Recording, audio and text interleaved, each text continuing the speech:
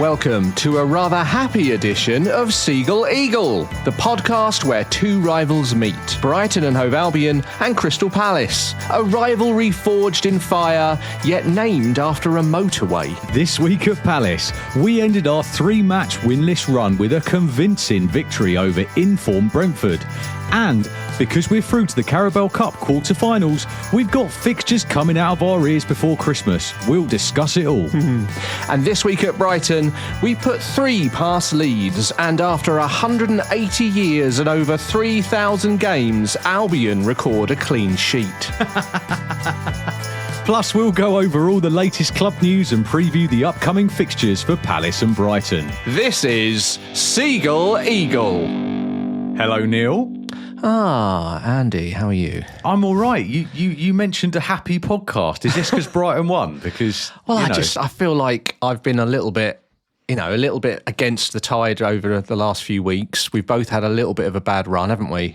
So I'm trying to stay positive, mate, as positive as I possibly can. And plus, I feel a little bit better this week. I'm not as fluey, so that's always a good start. That is good. That is really good. And look, the fact that you're happy makes me happy, and the fact that you're aware about the fact that you're miserable makes me even happier. So there we go. Well, look, yeah, as you say, it's a happy podcast. We've got 2 wins out of 2 games this week, and we've also got quite a lot to discuss later on in the pods. We're going to be talking about the day that is now referenced as Seagull Eagle Day. It's official, Seagull Eagle Day, yeah. Which is coming up on Sunday. I'm both excited and nervous at the same level. Yeah, it's funny, isn't it? Because this whole Seagull Eagle Day thing is now a much bigger deal in my head than it even was prior to this podcast, because I've now got to answer to their results to you afterwards. Same here, mate. Same here. So, yeah, we're looking forward to talking about that. And, of course, we'll talk about all of the other club news later on in the pod as well. But, Neil, I think you should get the party started because, let's be honest, mate, you had a team of Titan proportions coming to Brighton. Oh, here we go. And you haven't kept a clean sheet since Jesus was alive. This was your moment. How did it go, Neil? As I said in the intro, it had been a long time coming, and yes, we did keep a clean sheet. So congratulations. If anything, just to shut you up, I'm glad that happened. 3 points in the bag obviously is very important as well. Shall I just go through it? Shall I just run through what I felt like the game happened? Just do me a favour. Whilst you do, though, don't explain it as if you just beat Barcelona. Yeah, it was Leeds.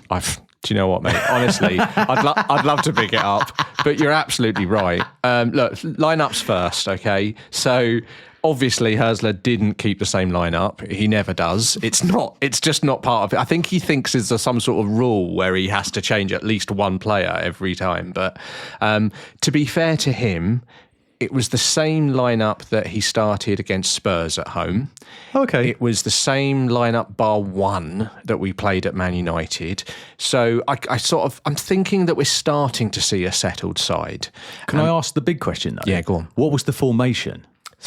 Yeah, back to same old. Interesting. Okay. So back to the 4-2-3-1 formation. And this time we had a settled back 4, I would say, of Weaver, obviously, at right back, Duncan Van Heck with Ferdy Kadioglu at left back.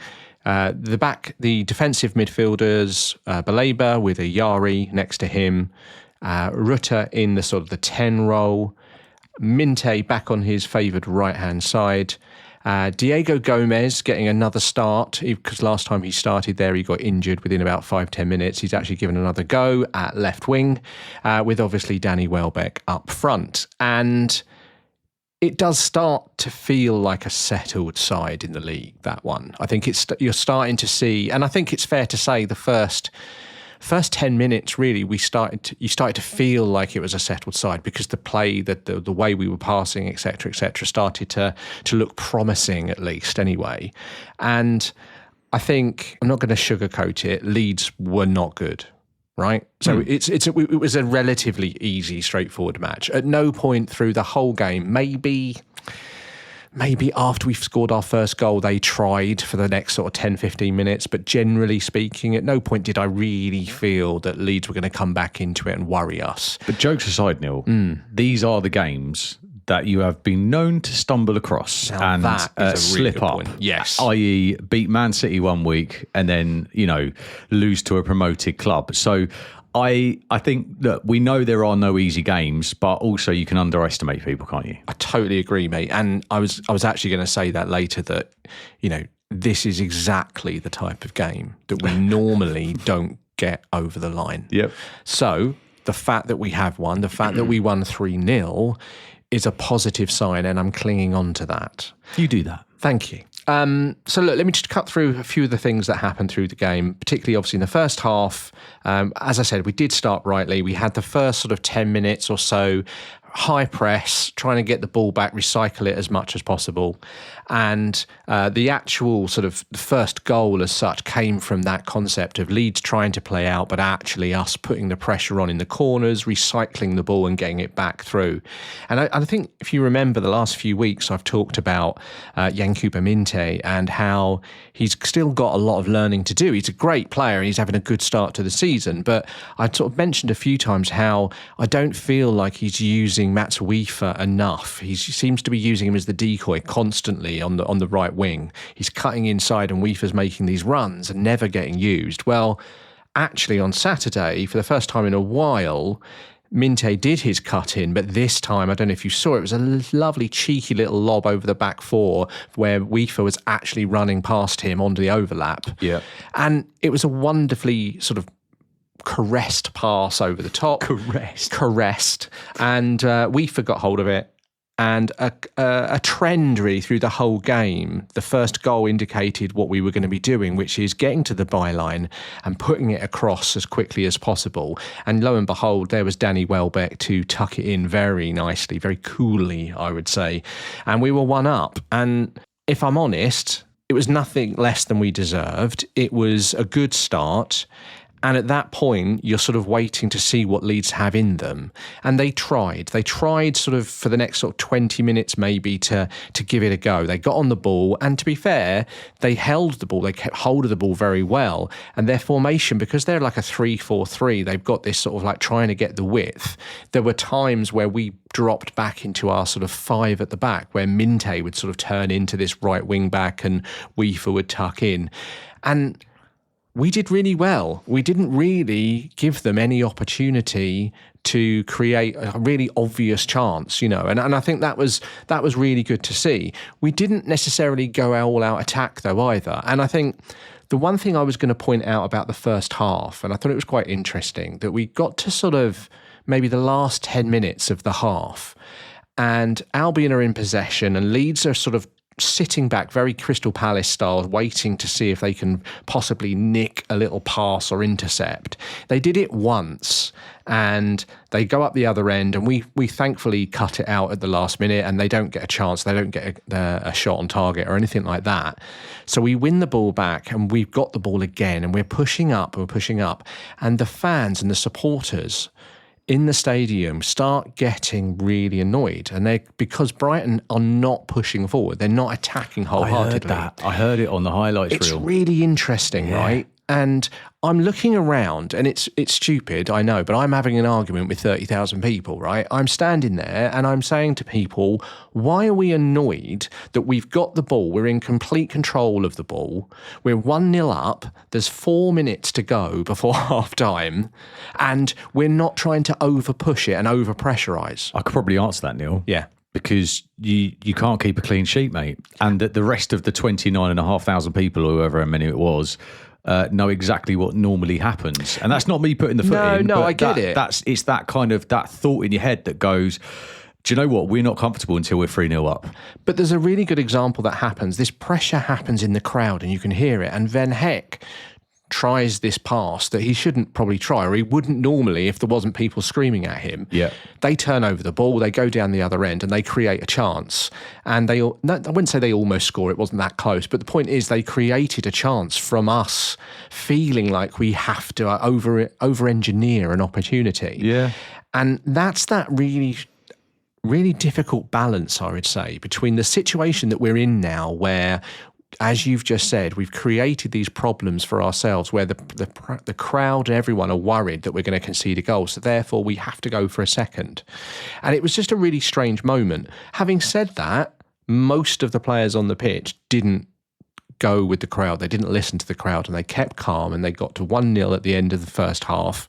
And I think at that point, we saw out the problem. It was done, it was over, and we roll on to the second half. The second half comes out. We don't make any changes, by the way, but we really did take control then of that next phase of the game. And I think we limited Leeds to incredibly small chances, not really anything at all. In fact, they didn't actually register a shot on target until about 84 minutes. Oh, wow. So we were totally in control in that sense. Not necessarily in control of the possession. We gave it to them, but they didn't do anything with it because we kept it really tight. And Albion's second goal was a lovely sort of breakaway goal almost in some respects, where Leeds had the ball. They tried to get on top of us. And I think it was Van Heck who played the ball over the top of the left wing back where Minte is just steaming down the wing. And it's a lovely goal. He gets to the byline again. This sort of concept, I think very much a tactic for the day, was get to the byline, a low cross into the penalty box, and Jorginho Rutter is there and he just dummies it, goes straight through his legs. Gomez pops up, tucks it away lovely, 2-0. And you could feel at that point the release of stress from certain people and a relaxation, even on the players as well, I think. I think them feeling 2-0 up suddenly was a very different scoreline against a Leeds that hadn't really created too much. It felt like a really well-worked goal as well. They knew where Gomez was, and it wasn't a fluke. No. So I would get the impression that if I was sat there, which I never would be, by the way, but if I was sat there in the stands, I think that would give me a level of confidence that this game is in our hands and we've got our own destiny. Do you know what I mean? Yeah, no, I think you're absolutely right. And it did feel at that moment, and I think, to be fair, the next sort of half an hour felt very comfortable for Brighton. Yeah.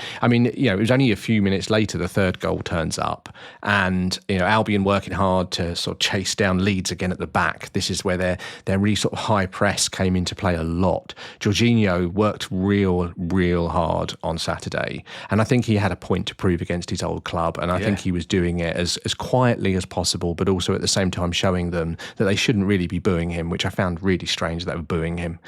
He wins the ball just outside the box, and obviously he goes into the box after beating the defender, and yet again he gets to the byline, cuts it back, and guess who's there again? Gomez steaming in. And it was clearly a tactic all day, as I said. Getting the byline and cutting it back. They'd obviously seen something, and it worked every time. So the rest of the game, I think we created, a few more chances. I think Gomez had a chance for a hat-trick. Ayari had a really good shot that got deflected, and the keeper made a fantastic save. And then, it felt quite comfortable. And it's an odd feeling sitting at the Amex, feeling like the game is done and we're actually going to see this out, Fabian Hurstler felt like that as well, I think. He made changes over the last sort of 15, 20 minutes where he brought on the two Greek lads and Tommy Watson as well. And suddenly we had a fresh front three who were then chasing down everyone again. Even goes so much to say, I think we got to the last maybe 2 minutes of the whole game and he brought on the two academy lads that we had on the bench, because our bench is a little thin at the moment. We had Joe Knight, who's a 20-year-old centre midfield, and we had Oriola as well, who is a 18-year-old left winger who we got from Manchester United, I think. And they'd been with the club, with the squad for the last couple of games. They've been on the bench and things. And it was nice to see them get on for their debuts. I think it was literally like 2 minutes they got on the pitch, but it's nice for them. And I think that showed how comfortable Brighton were in that last 15 minutes. I think, Leeds got their only 2 shots on target in the last 5 minutes, but that was more us than them in some respects, tiring, I would say. So I think we beat the team in front of us. The team weren't great, but as you said, Andy, on another day and in previous lives, that wouldn't have been as easy as that. So I have to give them credit. And mate, look, Welbeck scores again, 3rd consecutive game, right? Yep. 4 in 3. Obviously, Gomez had an absolute cracker of a game. I loved Mintis through ball for that first goal. Yeah, that was superb. Really, really was. And I think the biggest takeout that I get out of all of this is you've played 5 games now at the Amex, right? Yes, that's right. Yeah. You've won 3, you've drawn 2, and you've lost nada. Right, and not only that. Well, look at who you've beaten. Look at who you've played there. Fulham, Man City, Tottenham, Newcastle, and Leeds. Right. I mean, if you extend that out to last season as well, we're actually unbeaten at home in the last 9 league games. It's mad. Yeah, we're starting to create that. I think the away form is the worrying form, if I'm honest, especially with what's coming up. Well, that's why I'm glad you're playing us at home. Yeah, I know, I get it. Because honestly, looking at them stats that I've got up in front of me now, if Seagull Eagle Day was being played in Brighton, I would be a little bit concerned. We are 2 very different teams currently, away and at home. And I think that is something to obviously work on. But generally speaking, look, if I was to summarise the game, I would say a good performance, a cohesive performance, which is something I've been asking for. And obviously that doesn't come easily, but when you don't change the side too much, you obviously start to see that. Leeds were really poor, but again, it was a tough test that we had to get through. And I think the clean sheet is ultimately just great to stop people going on about the fact that we haven't kept a clean sheet. Look, stats-wise, XG, we actually had an XG of 3. I think it was 2.99, I think our XG was, which is great for us at home. I think that's a good number. We had 14 shots, 7 of them on target. As I said, we only limited Leeds to 2 shots on target. So we finished the weekend in 10th position, 15 points, 10 games, obviously. And yes, you're right. Overall record this season currently of 1-4, drawn 3, lost 3. So, I'm relatively happy with that. And I think if we play the same side next week, which would be a first, we'll have to wait and see, obviously. Who knows? But we can talk about that. Someone will get injured on Friday. You know it's going to happen. No, even more than that, Andy, I think it will be more a case of Hörsler possibly overthinking it and changing something and tweaking something. And that's my biggest concern. I think at the moment, I go on about it every single week because I really feel it's important. Until we can see the same side 5, 6, 7 games in a row, that's when you start to really understand whether Hörsler as a manager and as a tactician and the players themselves are working together. I mean, mate, look, honestly, and I hate to say this, you guys have turned a corner. You've turned a corner. Your home form is epic. You finished the weekend 2 points off of second. Something like that. I think a little bit more now because there's been further games being played. Yeah.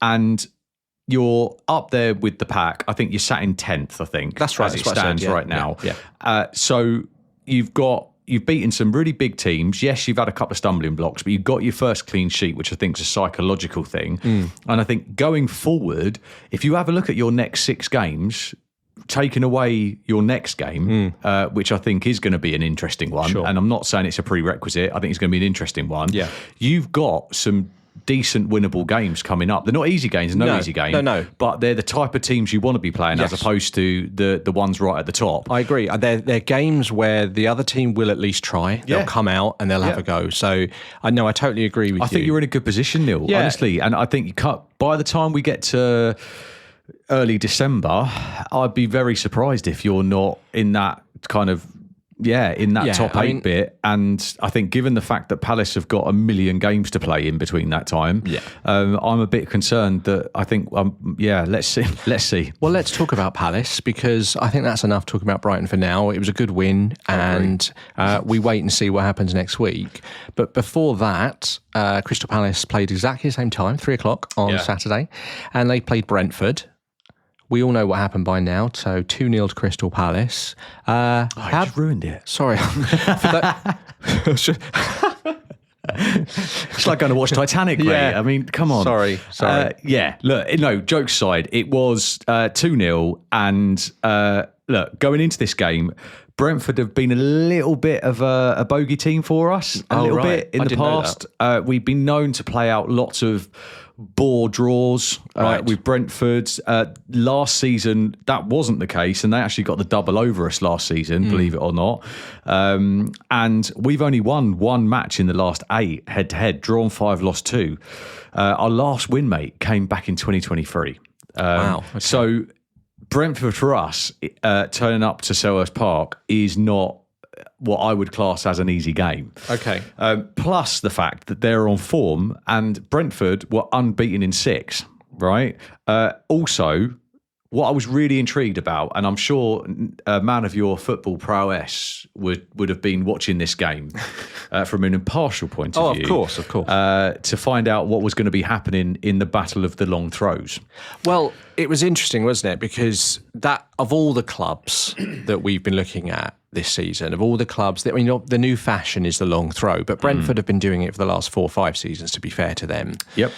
Palace have been doing it for a long time or not? We've been doing it since Glasner's come in. Right, okay. So it's been around. It's been around, but obviously Brentford are the long throw experts, right? They've scored 8 goals this season from long throws, right? Directly or indirectly. They're the modern day Stoke. Yep, absolutely. And you can understand why, because I feel like, half of their team is clearly like a BFG offspring or something. It's just unbelievable. They make Peter Crouch look small.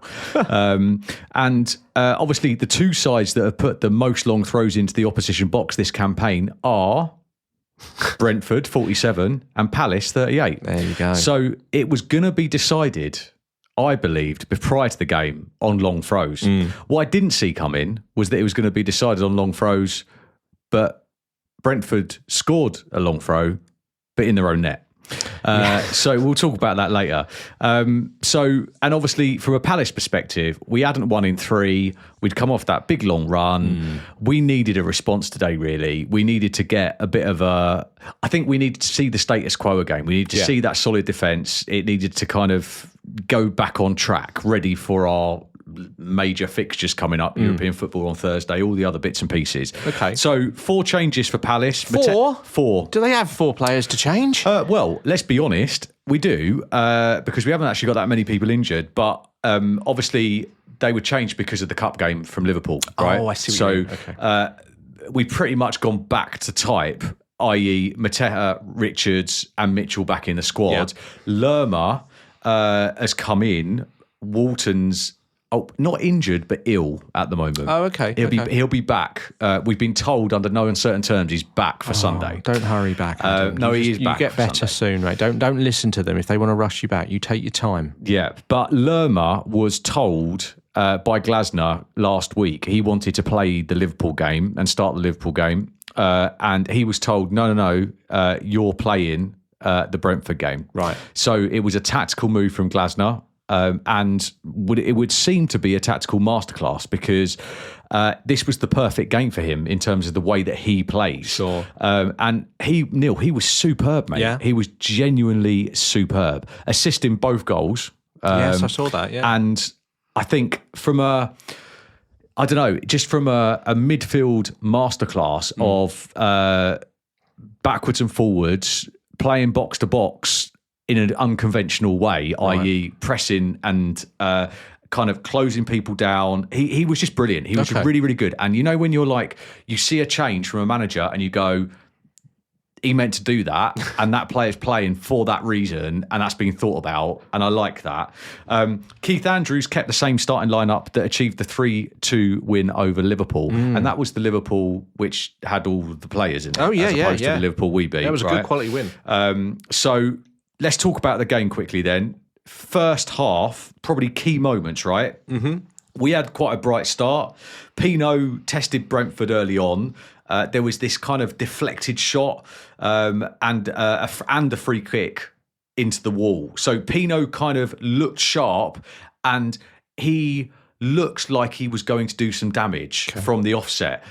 Pino, from the games that he started this season, I can kind of tell in the first 10 minutes whether he's going to have a game where he just falls over and gets knocked off the ball, or whether he's filling up for it. It looked like he was going to be up for it today. Kamada, again, was superb. And my son said to me, like, halfway through that game, he was like, Kamada hasn't done a thing wrong. And ironically, that was the moment that he did do a thing wrong. One pass went away. But he kind of had a bit of Adam Waterman in him. Okay. In terms of beautiful forward passing, great pressing, just an intensity into his game and a vision that just worked perfectly. I feel like this game was right for Kamada as well. I suppose also if you've got Lerma in there rather than Wharton, I suppose you've probably realised that the creativity is falling to you a little bit more in that sense. And it did, and he was brilliant. And he unleashed a swerving effort across the goal that everyone in the stadium just gasped as if it was going to go in. It didn't. But it was a statement of intent. I think Brentford's early pressure mostly came from corners and predictably long throw-ins. But to be honest, again, like it was the Palace of the 19-match run that we were watching. There was nothing that really looks like it was of any danger. I don't think, when you think about what Brentford can offer most of the time anyway, I think when you think of then Palace and how they deal defensively, you don't think that Brentford are going to get the best of Palace physically or anything like that. So, what else have they got? They haven't got much else at the moment now, the latter day Brentford. They don't have that Mbeumo. They don't have the Wissers, the ones that would just absolutely speed through. So if you can be strong with them and you can defend well and stoutly, which Palace, let's be honest, one of the biggest successes they've had recently is their ability to defend. Yeah. I never saw this being a concern for Palace. You've got to match them with their strength and intensity because they're big lads, and it becomes apparent when they stand next to the ref and you're like, oh, hang on, there's a good 2 foot difference there. And that's not even an exaggeration. It was mad. Sarr then probably had our first golden chance when he broke free down the right, and it was brilliant. It was perfect Sarr. It was as if he was playing Villa, right, or Liverpool. And instead of firing across goal, he opted for a pass. And this happened a couple of times. Bless Sarr. It's the opposite to every other player.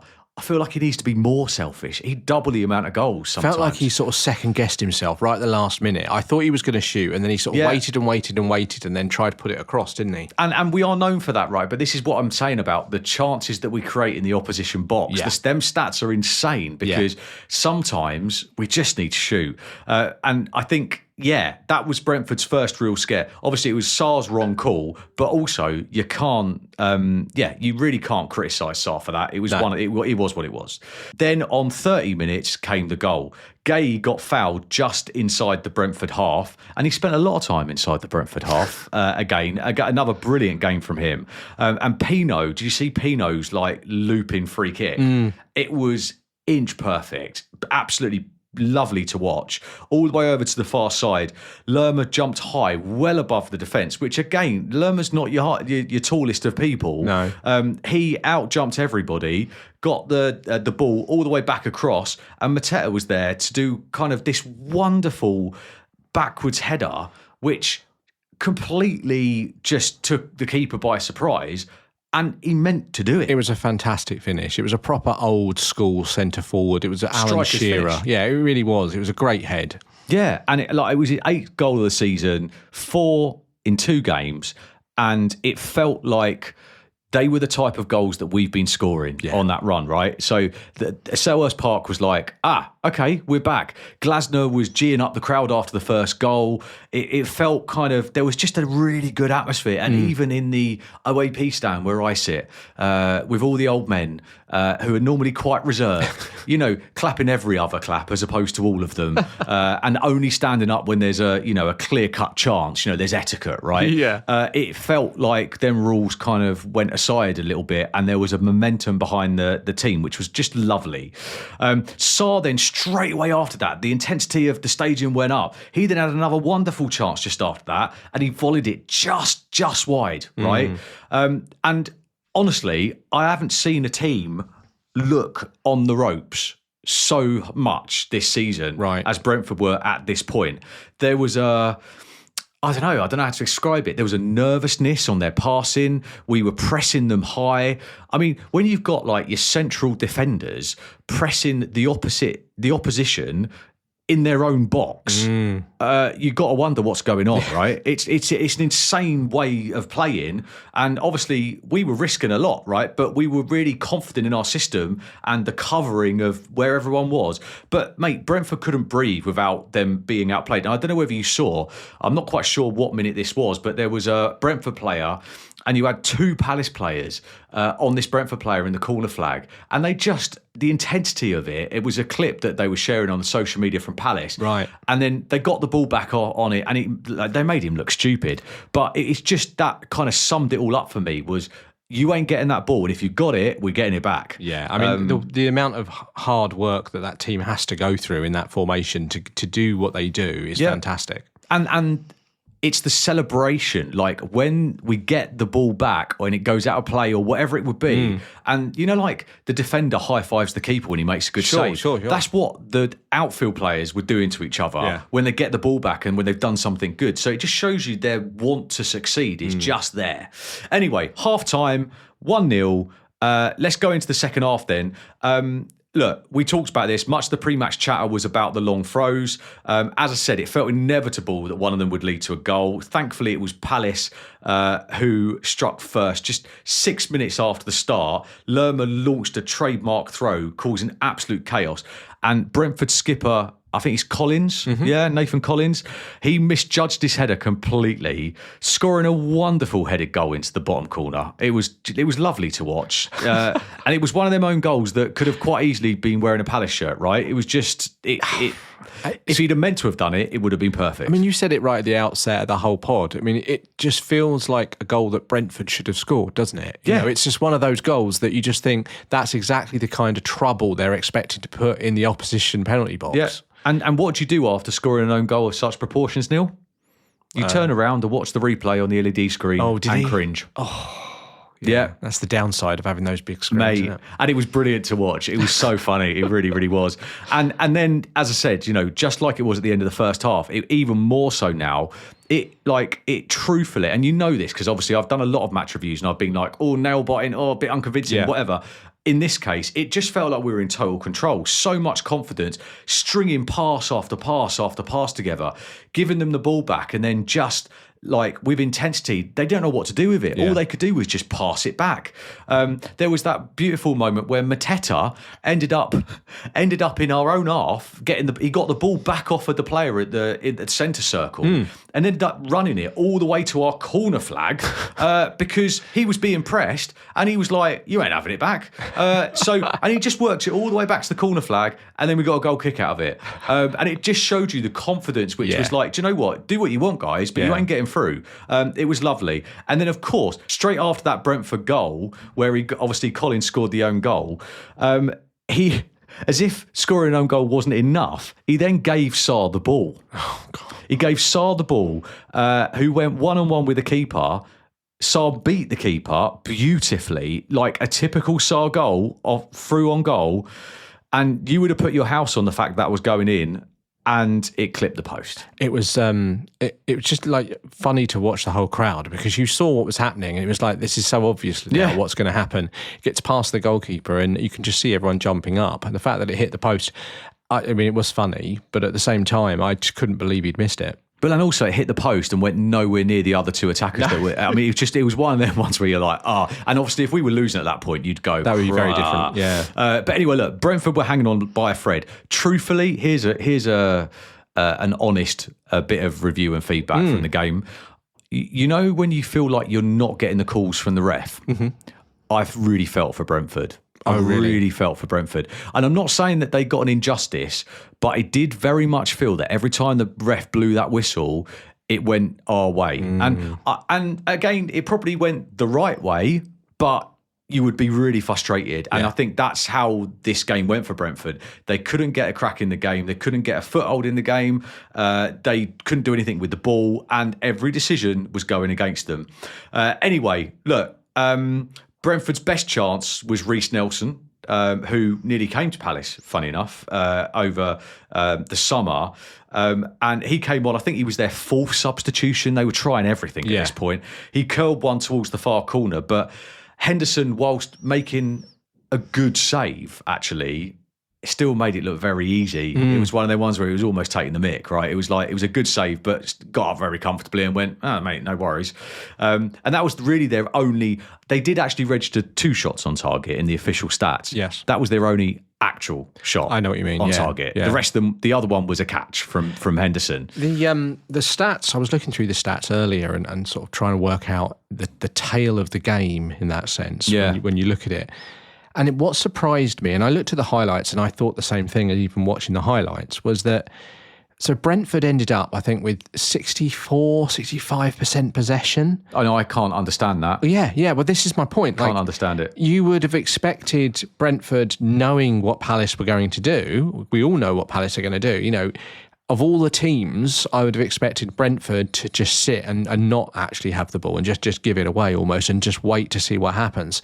But they sat there on 65% and only managed 2 shots. Well, as you said, 1 shot really on target through the whole game.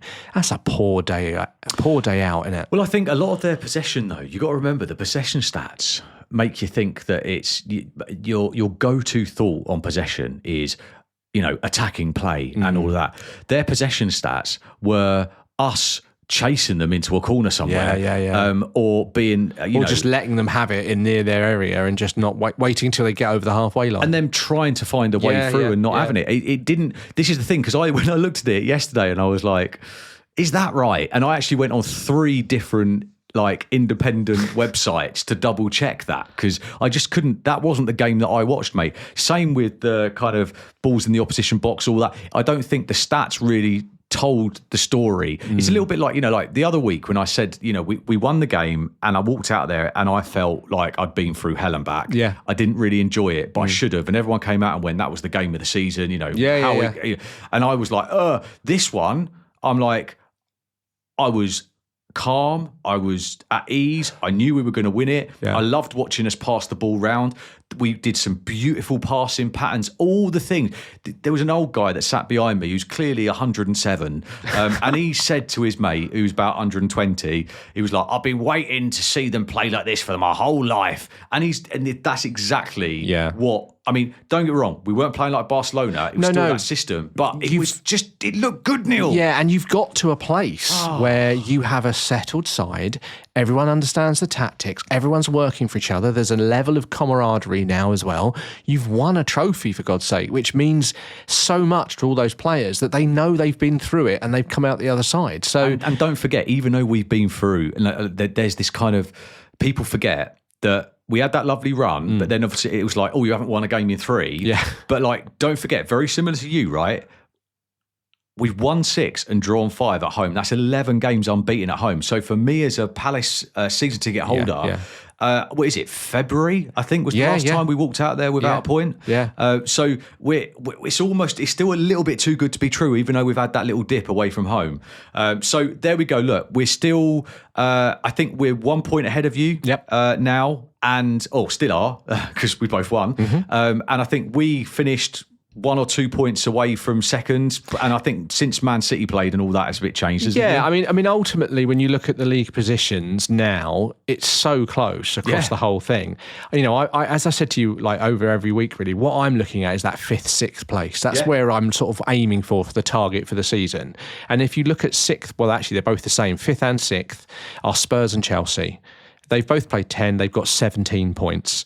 So Palace are 1 point behind them. Brighton are 2 points behind them. There's nothing in it at the moment. To be honest with you, Neil, we are where we want to be and where we both should be, to be fair. I think you're right. At this point in the season.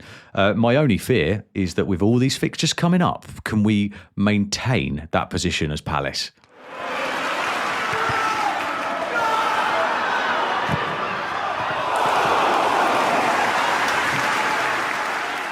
I prefer not to speak. If I speak, I will be in trouble. Welcome back, everyone. Hello. This is Seagull Eagle, and I suppose we'd have a little natter about a few things. I've got a few things on my list. Anything particular that you want to talk? You know what we should start with? Go on. the next sacking in the Premier League has already happened. So Vitor Pereira, Wolves. I mean, it was been on the cards for a while, but he's finally gone. It's not who either of us said. We've got this a bit wrong, haven't we? Because I think mine was the Brentford manager that I thought was going to go first, but obviously it ended up being Nuno, didn't it? And now it's Wolves. Yeah, I mean, I'm sort of pleased in some respects because I've put Wolves as my relegation choice. But yeah, it's a strange one. I think the main reason none of us picked him was because he signed a new 3-year deal about a month ago, 2 months ago, right at the beginning of the season. And then they sack him. I mean, it is what it is. I think the funniest thing that I've seen so far on that, though, is the fact that, do you know who they're looking to replace him with? I actually don't, Neil. So as of the moment, as of recording, obviously it might change, but the top target apparently is Gary O'Neill. Oh. So the manager that Vitor Pereira took over from, they're looking like to bring him back, which is crazy. I mean, what was the point of sacking him then, really? I mean, thought you were going to tell me it was Ange then. No. That would be amazing, wouldn't it? Keep going, Ange. Just keep going around. See if you can manage every team by the end of the season. What else did you want to talk about, mate? Well, like you end up in this kind of spiral of just, Googling random stuff. Unfortunately, yes. I know that very well. Yeah, I don't want to check your history. Please don't. I Googled top scorer just to see where we were at. Oh, yeah. In the Premier League. And it may come as a surprise to you, may not, that Palace and Brighton are basically second in the top scorer chart. Second and third. Mateta and Danny Welbeck. Yes, okay. Yeah, good point. And I'll be honest, I mean, Danny Welbeck is a bit of a surprise in that respect, given the fact that I don't think a lot of people saw that coming. And obviously, there's been shouts for him for England and stuff like that. And obviously, Mateta's had a little bit of a run on it because he got his hat-trick the other day. He's shot right up there. Well, if you consider the fact that Danny Welbeck, I mean, I don't think he scored for the first 4 games of the season. Yeah. And we're only 10 in, so he's done very well in the last few. But yeah, I mean, there's a lot of talk at the moment around Danny Welbeck and England. You talked about it a few weeks back to me. You asked me the question. And I don't think my mind has changed. I think it's clear that at this moment in time, but it's a long season, but at this moment in time, he's clearly the best England striker in the Premier League. Yes. In that sense. And in a World Cup squad, you generally take 3 strikers with you. And we all know one of them being Harry Kane. It looks a bit like it's going to be Ollie Watkins probably if everyone stays fit. But then that third striker spot could be anyone. Now, Tuchel might go a different way and we can talk about that nearer the time. But at this precise moment, it wouldn't surprise me if he gets called up to the England squad. And we'll know, to be fair, this weekend. We'll know before Seagull Eagle Day whether he's been called up or not. Yeah, well, good luck to him. But yeah, as I say, Haaland, I think, is on 13. And then you got Welbeck, Mateta, Thiago and Semenyo on 6. So let's see how that ends up at the end of the season. But obviously one of my outlandish start of season predictions, that podcast that will come back to haunt us. Yeah, we're going to have to look at that at some point. We'll do every year. My prediction was that Mateta would be up there in the... I was very clear that I didn't think he was going to beat Haaland, but Pretty sure you said that. No, I didn't. I said he'd be up there with the top scorers. So let's see. I'm willing to rewind and show you that. Play the tape, Neil. Play the tape. And then I think the only other thing that I wanted to talk about was it's quite relevant and current because I think hopefully, obviously the news broke on this one about 2 hours ago, I think. They confirmed the fixture for the Arsenal quarter-final Carabao Cup game. Right. Yeah. And Glasner's been talking about it in the media. He's had to answer quite a lot of questions about the fixture pile-up at Palace. Right, yeah. I suppose because you've got Premier League, Conference League, now League Cup as well. Yes. Right, yes. okay. And that meant that there was a couple of scenarios that could have happened. I think the one that has happened it doesn't really favour either us or Arsenal, but I think the one that was potentially going to happen would have distinctly favoured Arsenal. So I think we've got the better of the 2 options. But let me explain it. Obviously, as you said, due to the Conference League, the Carabao Cup, and of course the Premier League, we've ended up with games to be played and no time to play them. So as it stands, we'll be playing Arsenal away at the Emirates in the quarterfinals on the 16th of December, they've now announced, right? Okay. So that's 2 days after playing Man City at home, and 2 days before playing Coops in the Conference League, and then on the Sunday we'll be playing Leeds. So that's 4 games in 7 days. What? 4 games. So we're playing on the Tuesday and the Thursday and the Sunday and the previous Sunday. So my question to you, Neil, and I don't know whether there is a thing about this, but I really thought that there was rules about this, and it's something that Palace. And don't get me wrong, right? I'm not moaning. I'm not doing an Arteta or any. Well, no, or these are the Pep. pains of success, aren't Exactly, they? and that's what Glasner has very clearly said, and I like his approach on this, right? Which is that it's. If you're doing well, this is the reward for doing well. You shouldn't look at it as a negative. But also, how are we meant to compete? Even if we had a squad the size of Man City, it's surely not safe to be playing Tuesday, Thursday, Sunday. Sorry, Sunday, Tuesday, Thursday, Sunday. So the only rule that I know of is there's a 48-hour rule. That's the only rule that I think officially there is around how many 48 hours. Yeah, because if you think about it, old-fashioned wise, but the Christmas turnaround, there was a lot of games used to be over Christmas that weren't so spread out as they are now, and you used to end up with a Boxing Day, and then the Boxing Day was probably a couple of days before the weekend, and so you'd have this sort of like run.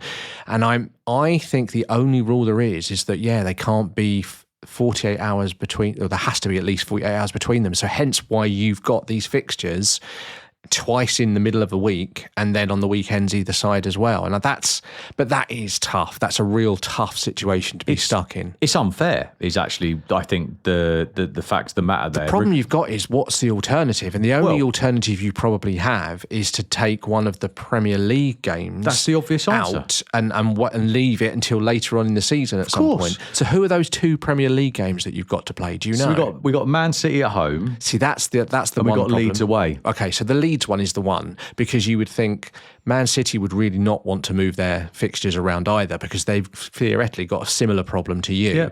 But Leeds, you could argue, they're not in the League Cup.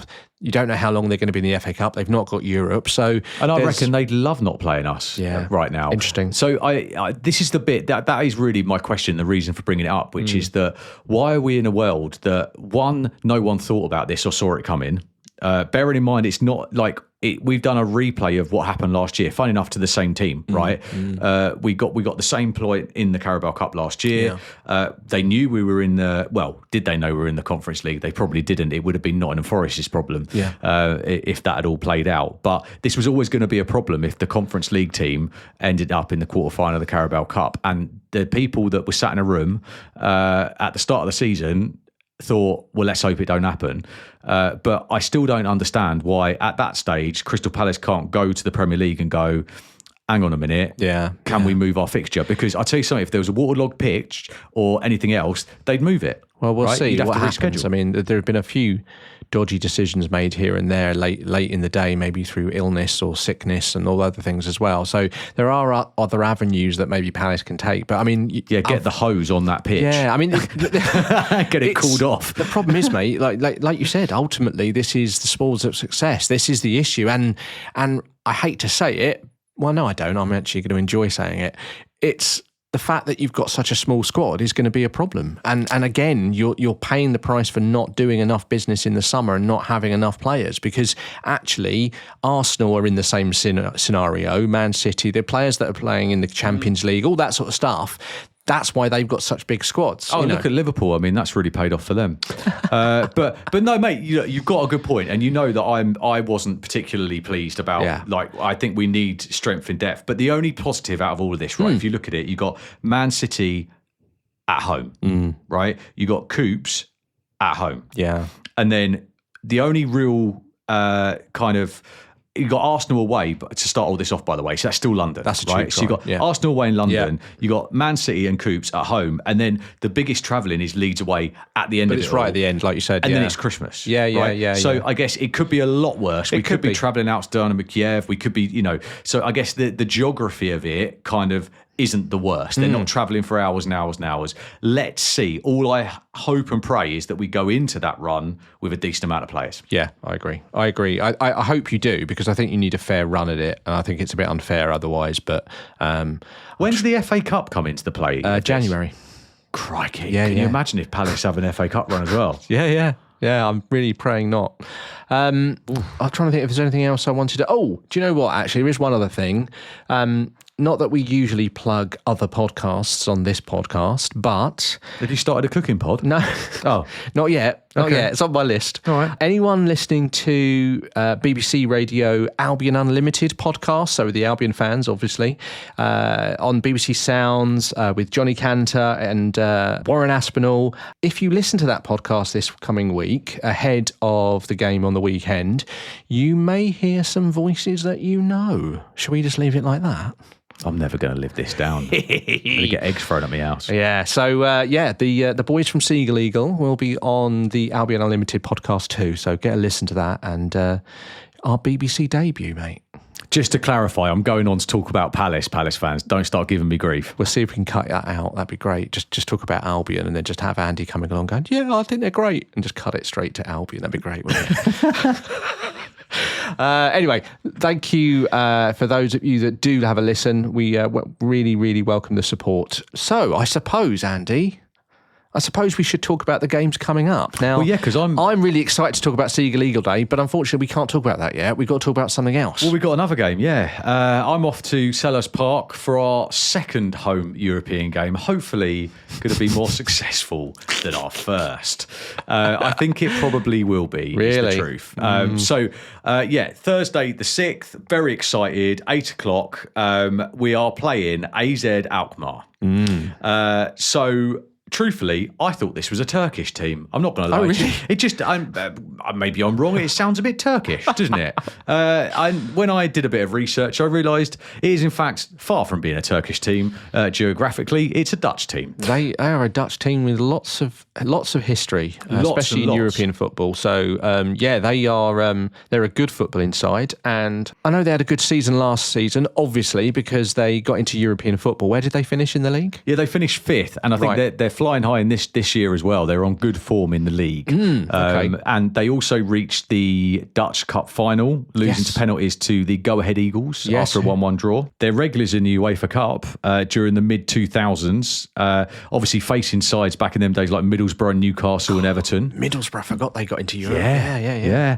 They reached the UEFA Cup final in 1980, 1981, losing over 2 legs to Bobby Robson's Ipswich. Oh, Bobby. Yeah, there you go. And they were not, this is a funny fact, Yeah, they go on. got knocked out of Europe by English clubs in 3 consecutive seasons.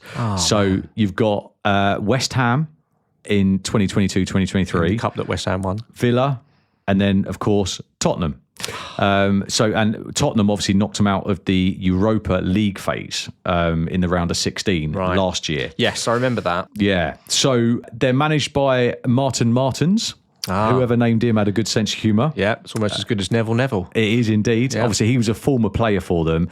And they've got a nickname. Do you know what their nickname is? I do know what their nickname is, actually, Neil. and I was really looking forward. And I can see that on the script you've actually noted it down, and I'm really pleased because I've been talking about the Conference League all year, being the fact that they're a farmers' league. And AZ Alkmaar are actually called the Cheese Farmers. They are. I love it. The Cheese Love it. Farmers. I mean, they don't call themselves the Cheese Farmers. They actually call themselves De Kasboren. Which, and I believe I've said that quite aggressively. I love it. I'm here for it, mate. You keep going. My Dutch is spot on. I'm sure it is. And obviously, there is a reason for that because it references their famous cheese market, Yes. which is the thing. Have you ever been there? I have, actually. Have you? In all seriousness, I have. Yes, that's how much I get around. The cheese market is... Do you know what they sell there? Cheese. Oh, you knew. Okay, right. Nice. Not only about football, this is about culture and food. I like it. So look, how they're getting on so far. They've won 1 and lost 1 so far. Do you know who they lost 2-0? Go on, tell me. Larnaca. Well, there's a lot of it going about. But they lost 4-0. Oh, okay. So they lost 4-0 in October and they beat Slovan 1-0 last week. Right, okay. So mixed bag for them as well then, really. yeah, I do think though we're not playing the frustration of Larnaca this week. Look, let's put it like this. Here we go. If we don't beat Yeah. Alkmaar on Thursday, Yes. we're not going to have a problem with our fixtures for too much longer. Well, ironically, I mean, the way the Conference League is, you've still got plenty of time to actually, turn it around and stuff, even if you did. But if you want the easier end of the knockout draw, though, we've got to start winning games. Yeah, and especially at home. The ones that you do have at home are the ones that you have to really get something from all of the time in Europe. And don't forget, we've got Strasbourg coming up as well, which is going to be our biggest test. That's a tough one. And that's going to be right in the middle of our fixture debacle. Yeah. So, we've got to win this one to get, because at the moment we're doing all right. And I think we've got two home games within a week at Selhurst. It feels like after the back of Sunday, Thursday night is a good night to get to lay our stake in that competition. And I suppose if you think about it, they haven't got the luxury of resting people for this game. They need to win it, and you need to have a performance, really. So I wouldn't expect too much of a change side for Palace. I think they've got to go for it. Fingers crossed, gets a few, muscle pulls. They get a bit tired. They get a few kicks, all that sort of stuff. Fingers crossed. That's really what I'm hoping for. That, although you don't really get that from a lot of Dutch teams, but I'm hoping that someone will stick the boot in. Be hopefully 4-0 up by half time, and then we'll get the reserves on ready to rest them for Brighton. Hopefully. In reality, it'll be 85 minutes before we get a goal, probably. I hope so. Can we go to the extra time? Can they do that? Can they push it on to extra time? That'd be amazing. Oh, God. Look, let's see. Looking forward to it. Going to be at the Homesdale with all of the diehard Homesdale fanatics with my son on Thursday night. So very much looking forward to that and hoping for a good result. So that is the Thursday, which means that a fixture that we were going to have on the Saturday has moved to the Sunday. Correct. 2 p.m, live on TV. Ladies and gentlemen, it is the first this season of Seagull Eagle Day. I am so excited about this. I wouldn't be if I were you. No, well, I strangely... As I said that, I could see your face go, why are you excited about it? Do you know what? Do you know why I'm excited about it? Honestly, is because, so look, obviously it's at Palace, right? It's at Selhurst Park. Last season, that was our very first podcast, Andy. The result of that game, we got in the room and we started talking, and that was the start of this beautiful friendship. That was what it was. It was us having a natter about what had just happened. All the red cards, the goals, the last-minute dramas, all of that. And that was our first ever Seagull Eagle podcast. So for a start, it's nostalgic. Second of all, surely can't be as bad as we've been the last few weeks and last season. Palace doing the double on us last season is something that feels like... Brilliant. It felt so bad. Like, it felt really rough for us, I think, because if you think about how it's been in the Premier League, knowing you've got a stat here somewhere. So if you think about how it's been in the Premier League between the two of us head to head, generally speaking, if you discount last season, it's been relatively even. You win a game, we win a game, we draw. There was a lot of draws over time. I've got the stats if you want. I knew you would. Yeah. So if we look at the last four, which I'm quite keen to look at. I thought you might, yeah. Two wins for Palace, 1 win for Brighton, 1 draw. If you look at goals scored, this is interesting, in the last 4, Palace 7, Brighton 7. So it would actually have been a draw if we played it all out for that whole time. And of course, the last meeting, as you said, was our first ever podcast, Palace 2, Brighton 1, and that was in April 2025. No, it was a crazy game. And I think I'm looking forward to the game because there is an element of, from a Brighton perspective, there are shoots of encouragement.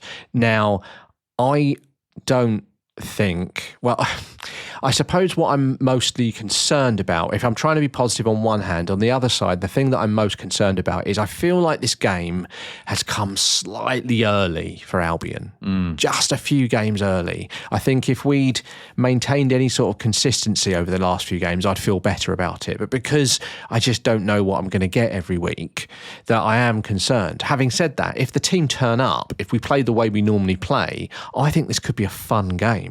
I think it's going to be a high-scoring game. Do mate. you? I think there's going to be goals, and I think it's going to be one of these crazy games. Yeah, I think it's going to be a crazy game. Cards, injuries, goals, corner flags flying all over the place. Is my prediction. I genuinely believe that. I think the players are going to be up for it. I think you guys have got enough.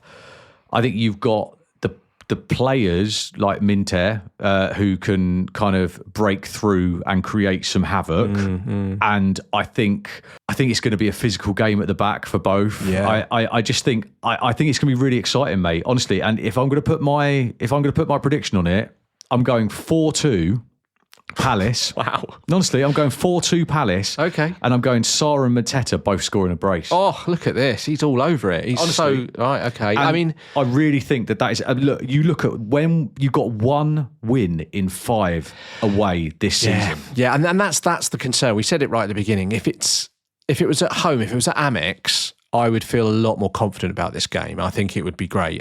The fact that it's away and the performance levels of us this season away from home have been really bad. Like, they really have. If you think about the Wolves game, you think about Everton away in particular, they were really bad. And I know there's been a bright spot where we went away at Chelsea, people will say, as they scream at us, and we did well there. But they were down to 10 men. I just think this game has come a little early for Brighton. If I'm honest, I will be very happy with a point. I would be very happy to get out of there with a point and just move on and wait until the next Seagull Eagle day.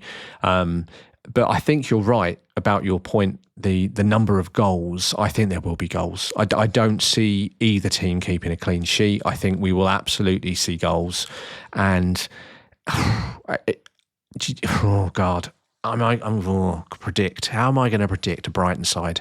Okay, look, if Brighton play similar that they just played, so if they're consistent, which they haven't been, let's be honest, but if they are consistent, I think we are looking at a 2-2 draw. That's what I'm looking at. Okay. That's what I think it'll be. But if we play like we played against Wolves, against Everton, I don't even think it'll be 4-2, mate. I think you could be winning 4-0 almost, 4-1, something like that. So I'd love that. Oh, yeah, tell me about it. What are you like? So how do you see this playing out from obviously, you know Palace's formation style of play. Oh, yeah, I knew you were going to say this. Your history of playing against that style of play. Yeah. I mean, last season's results obviously do tell a tale in that. Like, what do you think is going to happen? So this is the whole thing, mate, isn't it? Like, if I'm in charge, what would I do is one question. Yeah. What does Hörsler do? Well, this is the problem. None of us can second guess Hörsler because we just haven't got a clue. He keeps changing. He keeps changing his mind and doing different things. If you think about earlier in the season, we got the game against Spurs at home where we played a very different style. We suddenly decided to play kick and rush, kick it long, not have the ball, counter-attacking, and it almost worked. We almost did it. And then you flip it on its head and you would have to say that probably the majority of the time we don't play like that. We play with a possession style and we try and take the ball right up as close as we can to the back of the other team and really press and hem them in as much as possible with a high press. If we do that, our normal style against Palace, I honestly don't... I think we could be 4, 5, 6 goals we could let in because of the way we're currently playing away from home. And I really wish I could sound more positive, but that's my concern. So if it was me in charge and I was doing something different, I would change our style. I would very much look to contain, not attack, not try and keep hold of the ball, actually give the ball to Palace. Because the one thing you don't want to do as a Palace player at the moment is change your tactics. You know what you're doing and you're great at it. So actually, if you give them the ball and say, I don't want the ball, and Brighton be confident enough to say, doesn't matter if we don't score, we're just not going to let one in. Ironically, that might work in our favour. But are they going to do that? I just don't see it. I don't see them being that brave. And a lot of people will say that's boring, it's not brave. No, it's brave to change your tactic and say, do you know what? We're just going to recognise the fact that Palace are really good at what they do and we're going to try and nullify them. It's whatever happens, I think that this could be one we talk about for a few years to come, Neil. Absolutely. So let's hope it is a high-scoring one, just for the entertainment value. And hopefully, Neil, you'll be able to get a ticket and I'll be able to give my neighbour a lift up there. Whether I get a lift back is another matter. Oh, well, we'll see what the result is, mate. Yeah, okay, fair enough. I think that's about it, isn't it, mate? I would say so, Neil. That's about it for this week's Seagull Eagle podcast. Thank you very much for listening. So make sure you follow the show so you don't miss us on the next episode when it drops. And we'll be back next week to, of course, talk all the action on Seagull Eagle Day, plus a rundown of the Palace v AZ Alkmaar game in the Conference League 2. And, well, yeah, just compartmentalise the fear of us going to Selhurst Park. I'm really fearful now after talking about it. Good. You can find us on TikTok, Instagram, Facebook and X, and search Seagull Eagle to get the conversation started. Drop us an email at seagulleaglepodcast@gmail.com. And we'll see you next week. Until then, Seagulls, come on, boys!